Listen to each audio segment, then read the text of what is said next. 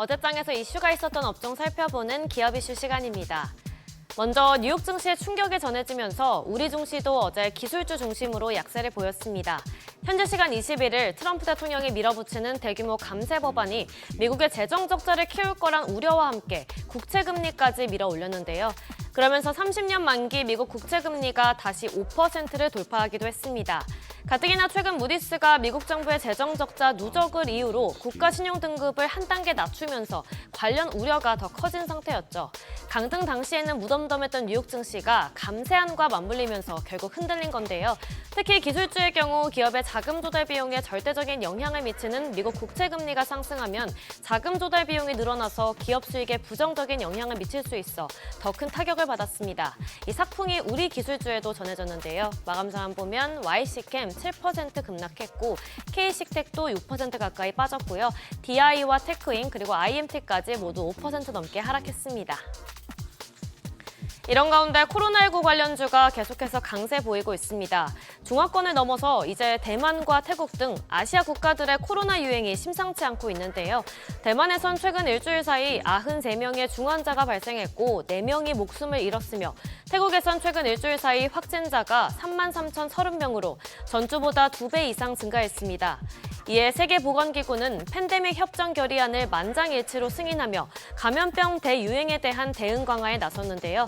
또 코로나19뿐만 아니라 인도와 동남아시아 등에서 주로 발생하는 고위험 전염병 니파 바이러스까지 지금 유행하고 있죠. 아직까지 치료제와 예방 백신이 없는 만큼 우려가 큰데요. 이에 투자자들이 관련주에 주목했습니다. 마감 상황 보면 셀리드와 진원생명과학, 또 신풍제약, 그리고 메디콕스까지 모두 상한가 기록했고요. 진매트릭스도 20% 가까이 시세 분출했습니다. 대선이 이제 2주도 남지 않은 가운데 계속해서 정치 테마주가 증시에서 주목받고 있습니다.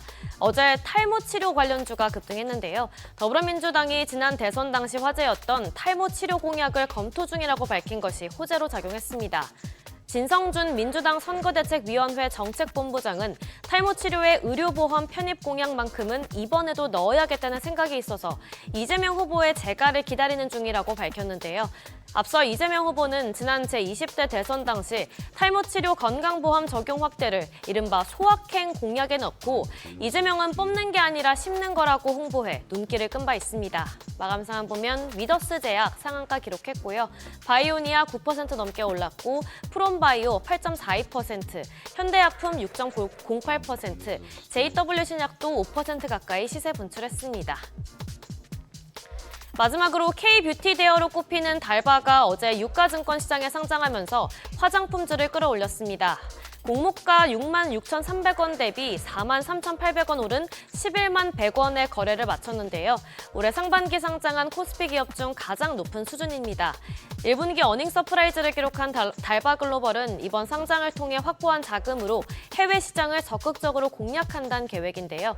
한편 달바뿐만 아니라 글로벌 경기 침체에도 국내 뷰티 기업들은 호실적을 이어가고 있죠. 대표 브랜드 메디큐브로 유명한 APR, 또 아누아를 운영하는 더 파운더즈, 조선미녀로 알려진 구다이 글로벌 등 매출에서 선방하고 있는데요. 특히 K뷰티 기업들은 미국 관세 부과 조치에도 상대적으로 영향이 덜한 것으로 보여지면서 전망도 밝습니다.